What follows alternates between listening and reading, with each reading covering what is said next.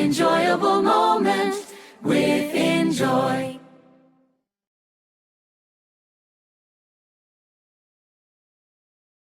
We get this question from time to time, and the process is actually very simple.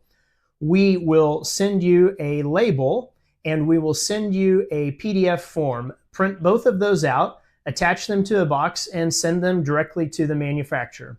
We send all of our repairs directly back to the manufacturer of the hearing aids, where they will do a complete overhaul of the devices. This is the best form of repair, and it ensures that the hearing aids will be working at tip-top condition when you receive them. The process does take anywhere from 10 days to 2 weeks, and some manufacturers operate faster than that, but that's the longest you should be without the hearing aids. Some of that is out of our control because the manufacturers do take time to thoroughly evaluate and fix your